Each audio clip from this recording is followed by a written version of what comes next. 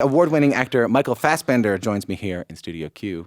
Hi, Michael. Hey, Tom. How are you? I'm very good, thanks. You're an in-demand kind of guy. I really appreciate you coming in. You get this feeling that, like, at this point in your career, you could do a lot of different things. Like, you could spend the next 15 years of your life starring only in Mission Impossible movies. You know, like there's that. You're at that level where there's a lot of really high-profile films coming your way.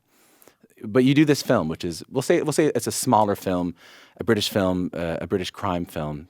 So when you got this film in front of you and you read the script, what was it about it that made you want to say yes? First of all, the writing was just so fresh. The way that Alistair writes is there's a lot of energy behind it, and it seemed to me that it was coming from a real place of knowledge in terms of the travelling community. And it turns out that that was the case. Alistair lived with a family for, I believe, up to 6 months. A traveling family. On their site. And so, sort of mined all this sort of experience from that and put it into the script. And I really could feel that when I was reading it. And just, having grown up in Ireland, and there was, traveling community in our village, a settled traveling family, and they were friends of mine, and just sort of the whole relationship between the settled community and the traveling community and the tensions that arise between those two communities, yet they live parallel to one another, and that's the same in the UK. Yet there's still this divide. I felt like if we could make this film, perhaps people could sort of start to talk about it again and start to address the issue. For example, you can have a reference to travellers as pikeys, in newspapers, and it seems to be acceptable. Whereas with other sort of minority groups, it's obviously not acceptable to speak of them in such a way. So I thought there was a story here. There was a story that would be perhaps a bit controversial and provoke thought and conversation. Even as we were filming Trespass, some of the crew were quite sort of baffled and a little, not angry, but sort of perturbed that we were sort of telling a story about this family, and perhaps in a light that they thought to be sort of too positive. Yeah. And so, there's strong feelings. And like I say, we wanted to sort of bring it to the surface. But that's interesting because when you watch that film in North America, it's almost a completely different experience because that traveling community is so foreign to us. We don't have that kind of. You don't have that? No, no. Oh, okay. So, like, what can you tell me just from your experience for North American audiences? Like, why would people be upset that you were portraying them in such a positive light? Like, what is that relationship? Well, like I say, the settled community might, view them as sort of a bit of a nuisance, These are people that come around. Yeah, they live in trailers. Mm-hmm. They sort of, they move around, or caravans, or whatever. It's trailer here, it's referenced. Yeah. So they would sort of be a nomadic people, basically, and have been, through the centuries, and sort of in a way keep themselves very much together and don't mix too much with settled communities. And like I say, there is that definite divide between the two communities. They've been known to be troublesome for a community. They could be involved in sort of illegal activities, let's say. Yeah. And also if they, plot their caravan on in your back garden, it's very hard to have them removed. So, you understand where the sort of conflict is. It's just, it would be nice to sort of come up with some sort of solution, or if, as I say, if, the first thing is to just get people to talk about it. But for an American audience, I think it, the classic thing within the story is about a family, and a family that's trying to move with the times. We have, Chad, who's the sort of father of this family that we're following, and son of Brendan Gleeson's character. Yeah. He's trying to sort of move with the times. He realizes that his children have to go to school. In order for them to get the best opportunity in life, they need to be integrated in some way.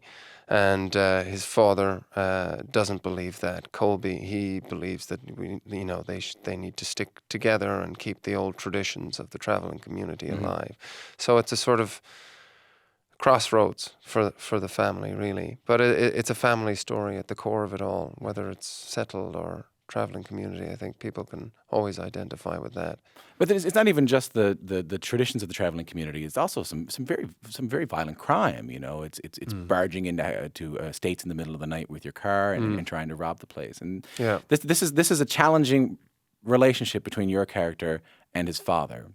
And I know from reading about you that you didn't necessarily have as challenging a relationship with your own father, with your own family. Yeah. I've read that, you know, you fly them to movie sets and you have a grand time with them. You're buddies with your folks. Yeah. So, lucky, yeah. so how did you, who did you have to channel in order to play this character with such a fractious relationship with his father? Well, you know, the thing is with these two characters, they are very close, you know. Yeah. First and foremost, it is that thing that family is such an important thing in the traveling community. This idea that, you know,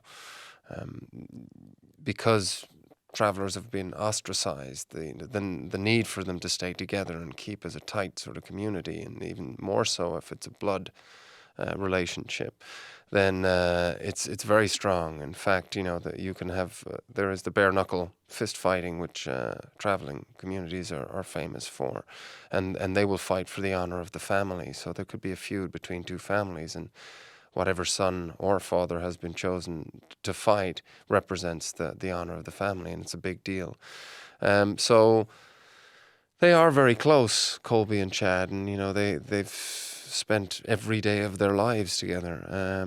But they're also very strong-minded men, each in their own right. And because Chad's got his immediate family that he's got to take care of now, you know, that's his main priority. That comes over his relationship with his father. Yeah, because you can feel two things at the same time. Like you can feel love towards someone and also an opposition towards them. That's right. Yeah. You know, and that's a very strange dynamic that isn't often portrayed in films. Normally it's just either one or the other. But there is love between these two characters as well. Absolutely, which makes it sort of hard, you know, all the more harder for him to confront his father, and also it's hard for him to sort of, you know, to make that separation, to try and break away and sort of, you know, look after his immediate family right now.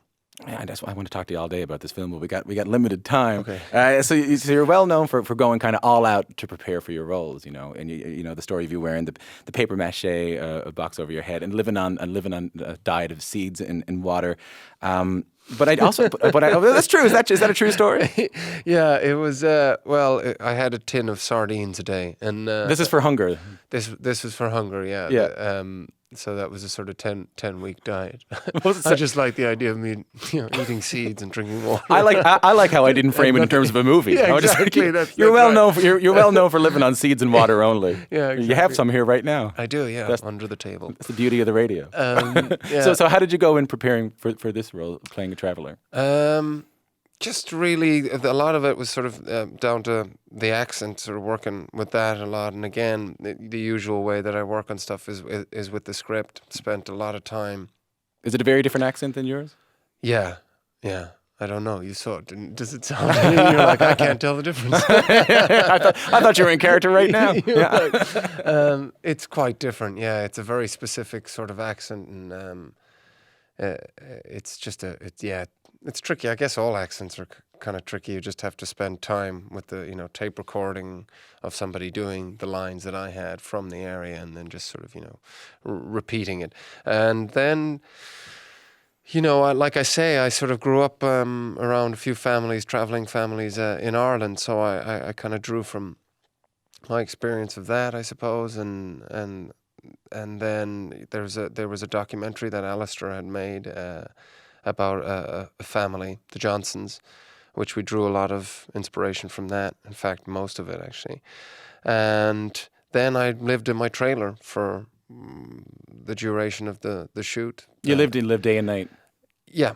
But it's a nice trailer. I mean, it's not like you know, it was actually very pleasant. Yeah, I enjoyed it. It wasn't the trailer that your character was living necessarily. No, that was that's kind of like the cream of the crop of that kind of trailer. It doesn't have a kitchen in it, but they're very comfortable and spacious units.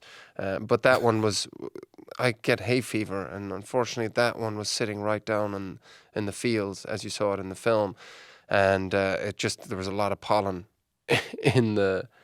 on the bed sheets and stuff like that. So I didn't sleep there. I slept literally up the way a little bit on base camp. So, like, what is that line? Because I also read about you that when you're done your character, you're done it. Like, when the camera goes off, you're able to just shut off your go back to being yourself, you know? And you hear these stories about these actors, you know, and I don't act, but you hear these stories about actors who live it, method actors, they live it all day long. Yeah. But I can only imagine when you go home after, you know, portraying someone like you did in 12 Years a Slave or someone like you did in Hunger or in Shame, you must feel drained when you go home. Like, how are you able to isolate yourself from your character once the camera goes off?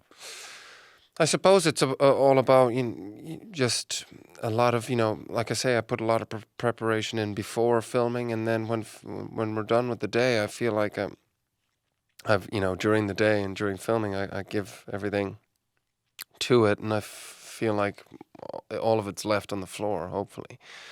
I suppose it's just, if I want to go out for dinner with friends, nobody really wants to hear about, or if I turned up at a restaurant as Epps, it's not going to go down very well, Right. So that's important to you. Yeah, plus, plus I did, 10 jobs back to back, and I think I'd just go a little mental if I stayed in character all the time. Yeah. But I do enjoy coming in and out of it too. It sort of keeps, for me, a freshness to it, and I have a perspective perhaps going back into it the next day. But, having said all of that, you still carry elements with you, and I would always be thinking of the character in the evenings anyway, but just internally I just don't sort of express it, I suppose. You don't take it with you. You'll always take a little bit with you. It's just about management, I suppose, and like I say, to sort of when I'm having my downtime, that's downtime, and I really try and appreciate that and respect it. And then when I'm working, I'm sort of committing to that 100%. I got a few more questions for you. I'm dying to know about. I read that when you were 17, you were in this. You put off this production of Reservoir Dogs. Oh yeah, this is true, right? You played Mr. Pink, and so then years later, you're in Inglourious Basterds. Yeah. You're working with Tarantino. Yeah. Did you tell him about it? I did tell him. I told him actually at the audition, hoping that would gain some more brownie points. And his face, he kind of looked at me, and I said, "Don't worry." I said, we gave the money to charity. And he was like, "That's cool, man." He was like, "I just don't want people making money out of my..." I'm glad his concerns are in the right place. That's great. Yeah, that was excellent. But it must have been a crazy moment for you to have made this and then be standing in front of the guy you were. Absolutely surreal. I mean, totally surreal. It was, one of those great moments in life in terms of a career. He was such a hero for me and remains to be. So to be on set working with him, and he's such a passionate filmmaker, it was an incredible experience. I've also read, and I'm just admitting to have reading so much about you, but I also read that you still live in the same flat you did when you were coming up. Is that true? Yeah, people like this fact. Well, I'll tell you what's remarkable about it is because you're without getting into specifics. Yeah. You're obviously at a point where you can live in a nicer place, a nice big mansion in Beverly Hills with people fanning you with grape leaves. You know, that sounds good. But you're still in the same one-bedroom apartment you were in when you were coming up. Yeah. Why? It's I don't need anything bigger, I suppose. It's just I mean, it serves exactly what it needs to do. So yeah. Do you think you'd lose anything when you move into the big mansions? Would I lose anything? I don't know. I think, everything's perspective. I think it's whatever one feels right with themselves. I think that's very important to sort of follow one's own sort of instincts and what's good for oneself. So, I don't know. I might at some point get a place that would be a bit bigger than a one-bedroom flat. I don't think that would change me hugely. But you see how people think it might be remarkable, though, right? Yeah, I suppose people like the idea of, people in the public eye or that are of some sort of fame attached to them to be down to earth or grounded. I suppose that's people find that endearing, maybe. Yeah. I got one more question for you. So I also read that it happened a little bit later that you kind of achieved the success that you were dreaming of, and you were around 30, and you were bartending up until then. Yeah. And I know so many musicians and artists and actors who are doing that now. Yeah. They're hitting 27, 28, 29, 30, 31. and they're still bartending, and they're wondering whether it's ever going to happen. Yeah. And I'm wondering what you said to yourself to keep going when you started feeling like that too. I just always thought that I was good enough to be working, and that was kind of a mantra. I just the real sort of dream was to just make a living out of it. You know, that I could sort of make a living out of acting and didn't have to do jobs on the side. And yeah, I just knew, you know, having seen what was out there and what I could do, I just knew that I was good enough to be working and I would get an opportunity at some point. And to just be very alive to that opportunity, I think that's something that's so key. I mean, it's all luck, really. I mean, it's 95% luck, you know, to be in the right place.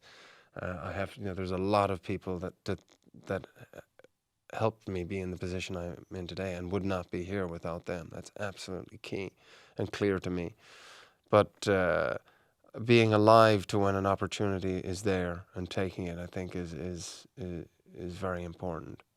Being ready for success when it comes. Well, you know, just for example, when Hunger came my way and it was an opportunity to get a lead role, and I knew that I was getting a chance here and that I had to really sort of grab it and take it, because who knows when the next opportunity would come again, if it did, you know, at all. Michael Fassbender, thanks so much for dropping by today. Thanks, Tom. I really Cheers. appreciate this, man. Yeah, This has been a lot of me fun. too.